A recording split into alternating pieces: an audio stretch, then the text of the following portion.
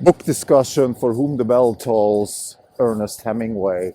Before I get into the discussion of the book, I want to talk about a couple of things that happened with the fund. So we're early January, it's January 5th.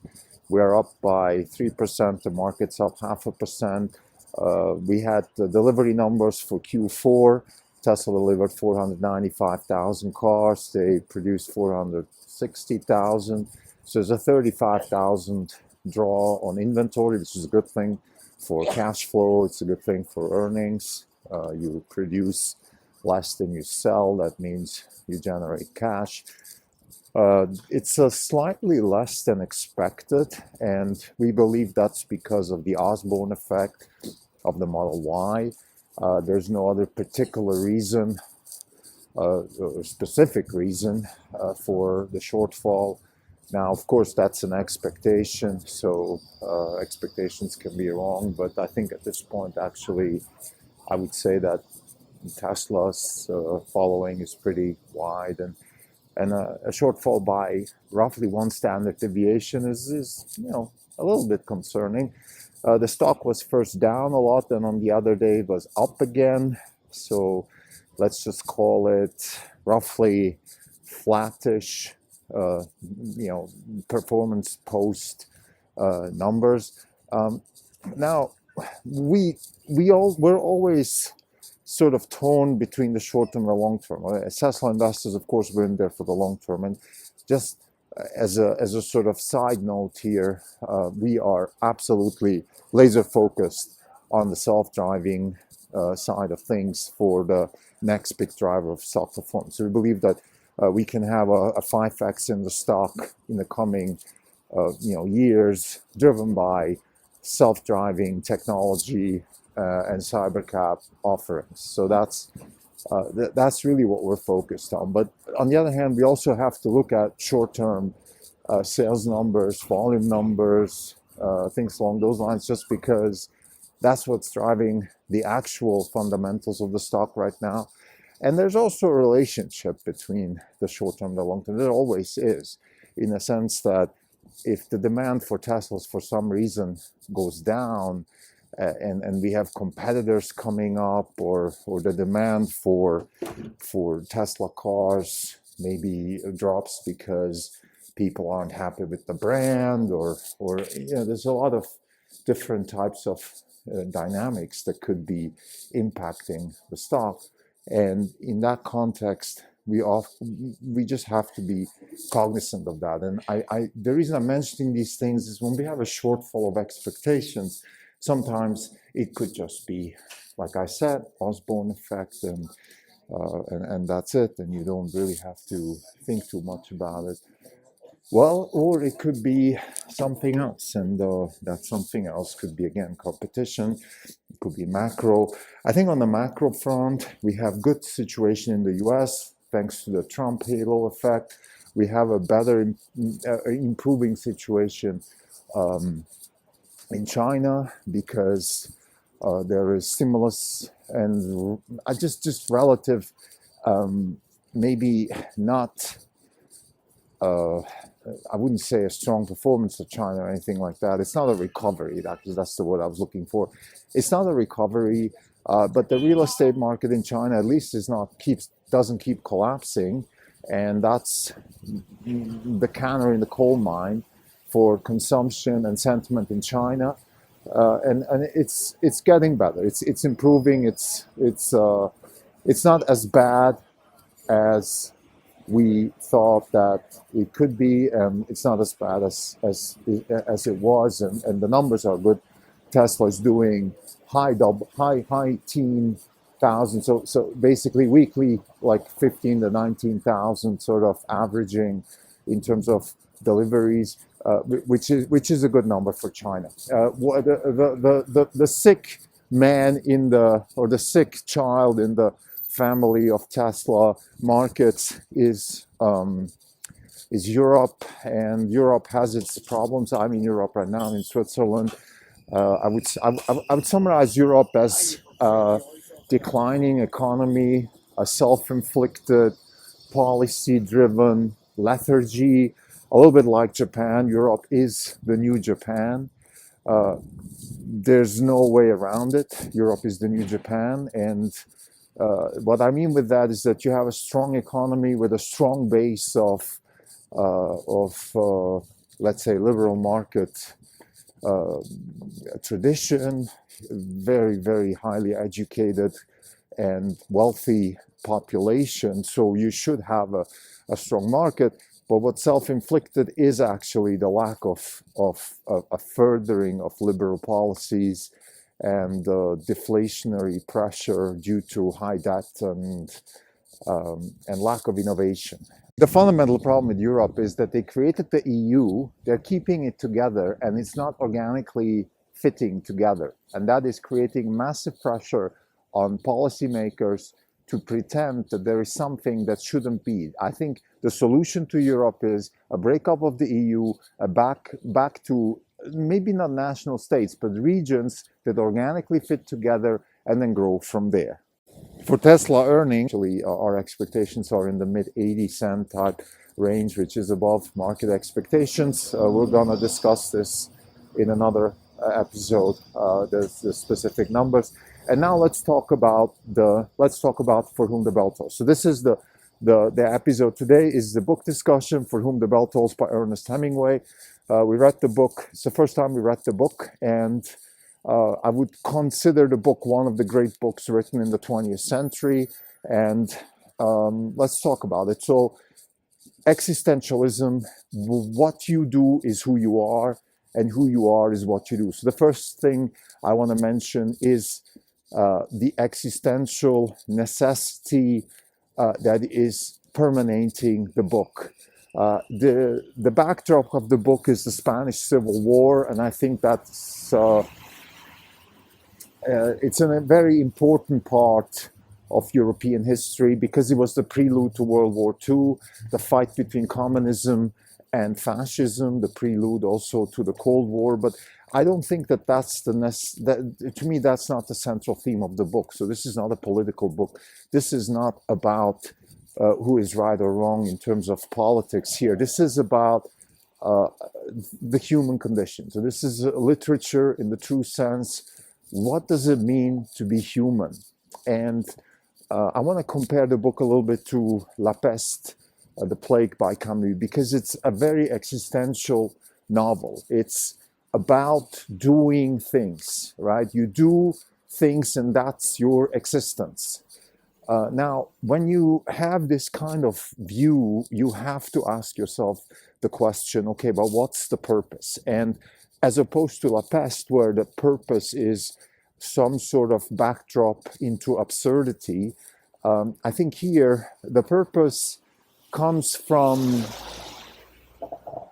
the striving or the goal of doing good. Now, it's not explicit. I think the main character of the book, Robert Jordan, who's an American fighting in the Spanish Civil War, he's never explicit about why he's actually fighting. And I think this is, to me, is actually the main conclusion of the book, which is there's two things we humans have to do. It is fight and love.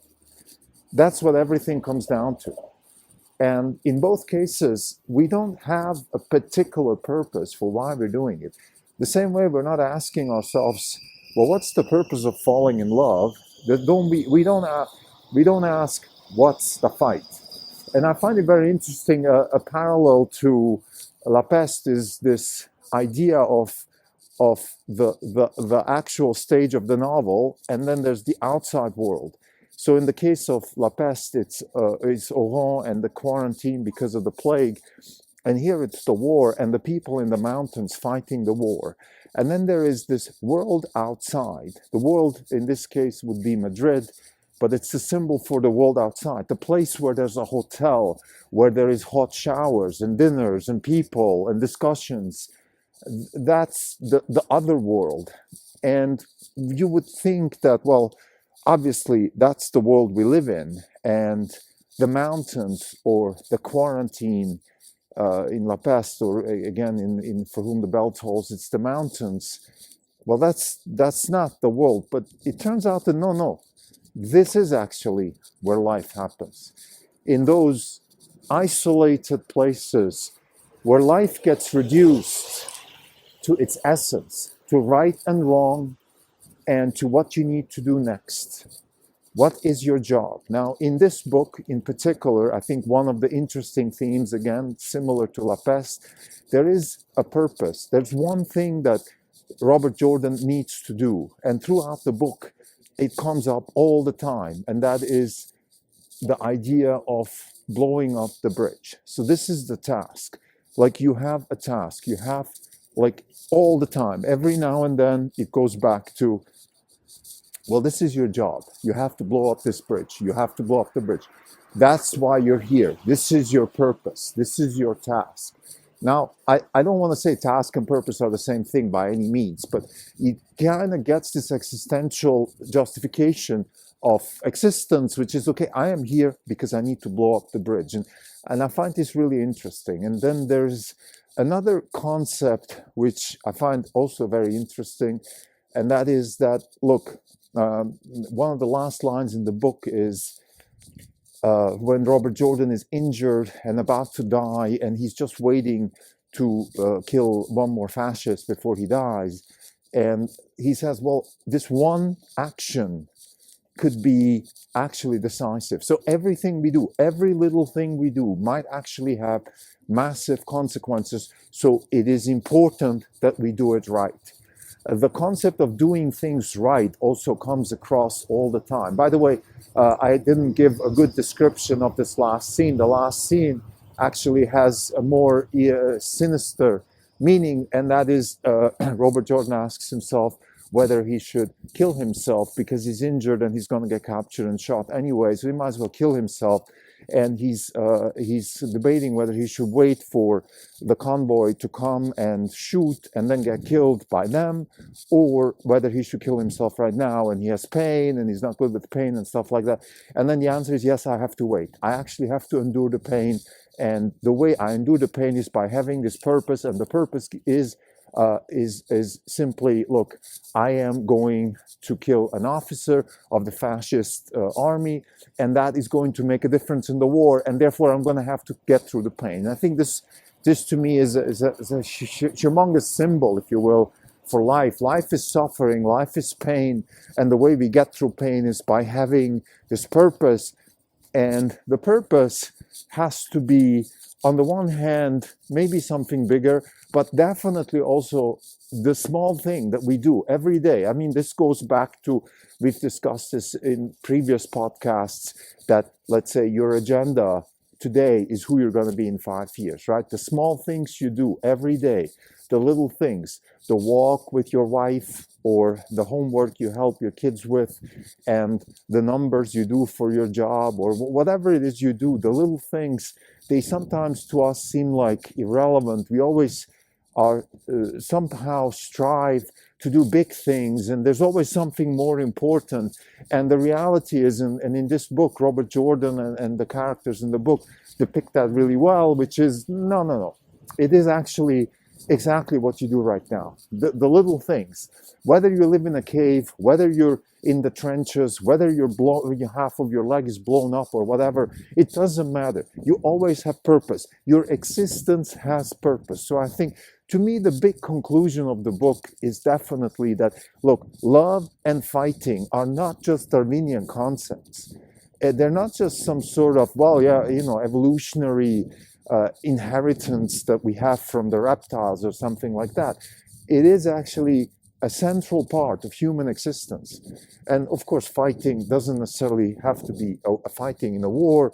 It could be the fight that you have for maybe you have an idea that you want to fight for, or you want to fight for justice, or it just doesn't have to always be the sword and guns and things like that. That's what I mean. But the fight and love, and of course the theme of love is very deep in Hemingway. I think the Farewell to Arms is a love story. Here, the love story is not as deep.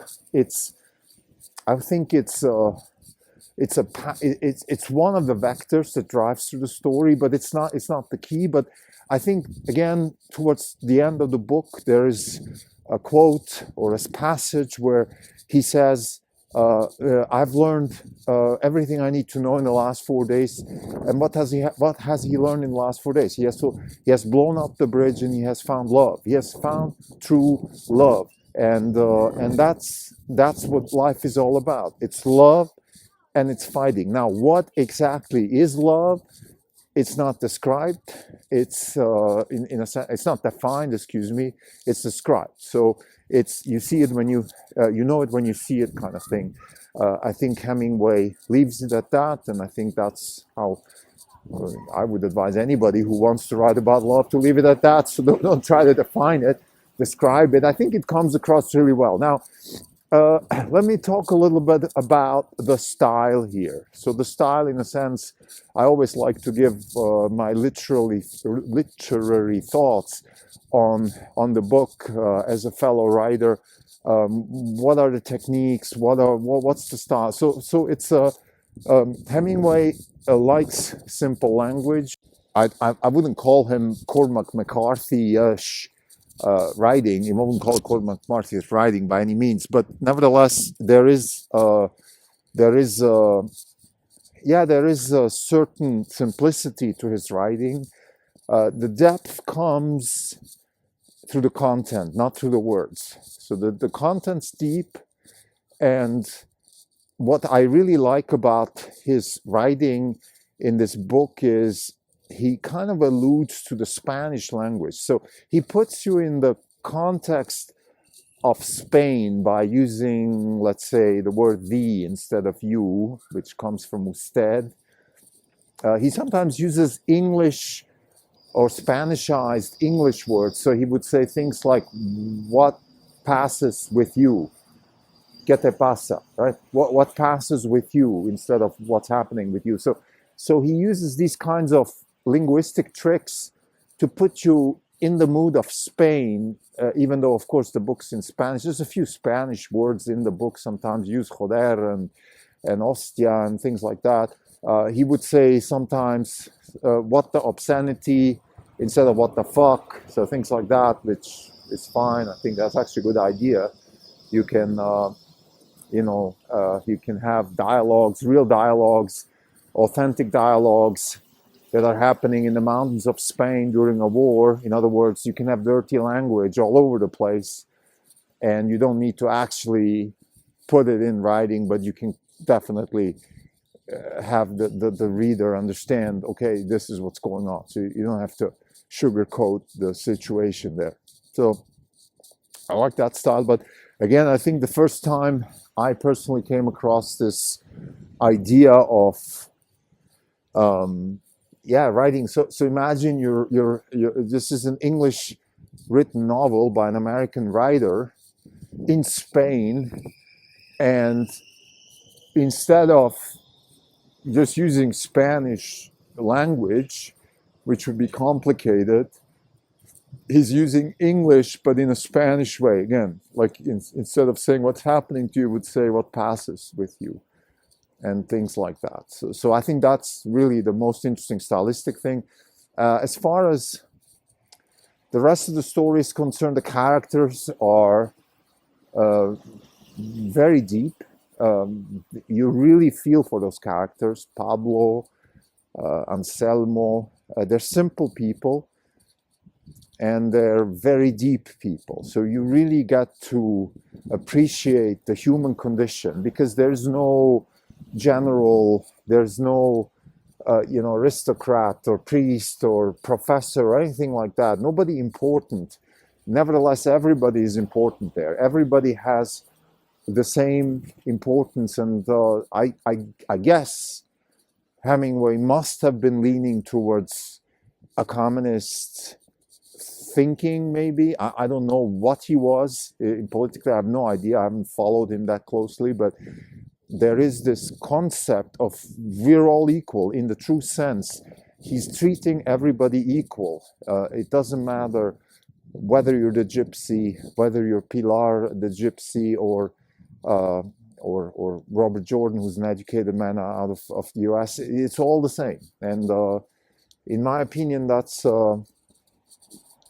very interesting.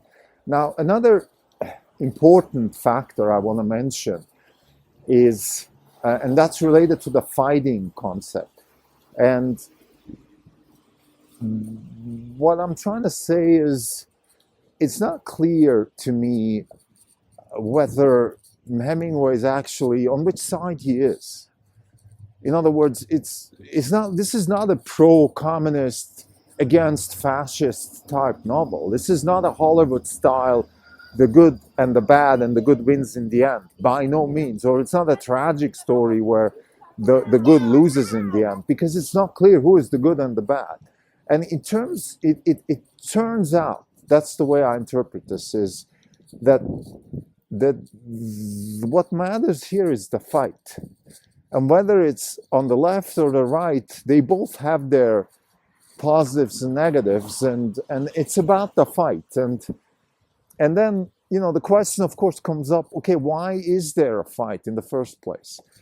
Hemingway goes a little bit into the conversation of, let's say, equality and the unfairness of aristocracy and the ancien regime, and you kind of get the sense that fascism is about maintaining the status quo, so basically keep the powerful powerful, and communism is about giving everybody else a voice. So you get that sense, but that's also me reading this with a 2024 type worldview, and I don't know how this came across in 1940 when it was published. It could have been easily interpreted as, look, who's on the right side here? Because as the communists are savages, the fascists are savages. It's not so clear. Now, of course, we know in hindsight that both regimes were horrible, and therefore, I think Hemingway was right. There's no right and wrong here. What matters is the fight, and what matters is the actual human engaged in the fight. And what matters is to do the right thing, which is actually often something that other people might think is the wrong thing. And there's a conversation, there's a deep conversation about whether it's okay to kill. And the answer is, I would say, unequivocally, it's okay. It's okay to kill when you have to. And then, of course, that opens up the whole Pandora's box. Well, because if it's okay to kill when you have to, well, who are you to tell me when it's right to kill? I decide. This is reminiscent of when Tim Walz said that, well, we are for free speech, but we cannot allow hate speech. Well, okay, but who are you to decide what hate speech is? And this opens a Pandora's box, of course, of, okay, if you give a politician the discretion to decide what hate speech is, then he can use that anytime he wants for anything he wants. So there's a bit of this unclarity here about the fight itself, and I think that's really important, because you have to put yourself in the times of when this was written in the 1930s.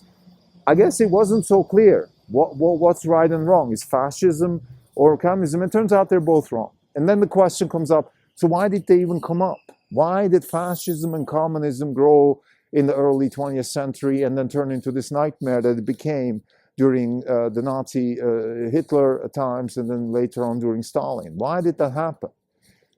And I don't have a much better answer than what many other scholars have come up with, which is it was Nietzsche who predicted, when God is dead, we just don't have a spiritual base, and then totalitarian fanaticism can grow. That's one interpretation. The other interpretation could be Prometheus and the proliferation of science and the sort of concept of the sorcerer's apprentice, which basically just says that, look, if we give up spirituality for knowledge and science, then we can run the risk of treating human societies just as scientific projects. And that is what fascism and communism turned into. So to finish this episode, I want to, as usual, I think in this podcast, for regular listeners, hopefully you agree with me that we have always been striving to portray a picture of hope. And the picture of hope in this case is that we believe that the freedom and the free markets and the freedom of choice and freedom of speech are wedges of consciousness that can be sort of wedged in between those totalitarian ideas, and that is the solution to the problem that maybe Hemingway was alluding to when he was writing the book, or he might have been thinking about it, or he might have been trying to understand from writing the novel. Maybe this was the purpose of the novel. I don't know. Again, I haven't done too much research about the novel itself, but anyway, these are my thoughts. Now, fundamentally, what I want to say, and this is very dear to my heart, which is, okay, if freedom and liberty are the actual solution to the two extremes of fascism and communism, which supposedly are supplanting the vacuum of spirituality which came after Western society gave up on Christianity. If freedom is really the wedge between those two extremes, well, then how do we preserve freedom, right? That's the biggest question of humanity at all. Well, how do we preserve freedom? Because we can't let freedom go fully unchecked, right? We can't, let's say, allow a dictator to be voted in power and abolish freedom, for example. That doesn't work. So in other words, we can only preserve freedom by curtailing freedom, which is a self-referential problem. It's a Gödelian problem. So we have Gödel, Bach, again, which comes up in this podcast a lot. And the reason this is a problem, of course, is that, well, how can you define something that depends on something that is defined by that something? And therefore, we have a Gödelian problem here. And the answer, I think, is Popperian. And it's, we don't know, but we can get better at it. And we can solve problems. And I think in the sort of spirit of this novel, we will decide as it goes, one at a time, one day at a time, one action at a time, one little thing at a time. Like, one thing can make a big difference. Knowledge is not something that is not Wagnerian. Like, it's not a big symphony. It's small steps, one action at a time, one piece of literature, one sentence, one comma can make a difference. And everything matters. Like, there's a line in the book, I never forget things, I take everything seriously. I think that's the answer. Now, of course, we want humor, we want relaxation in life too, but that's okay. But when it comes to our existence, the human condition, we have to continuously strive to create, because that's the only thing that keeps us away from these totalitarian regimes that are destroying humanity. Thank you.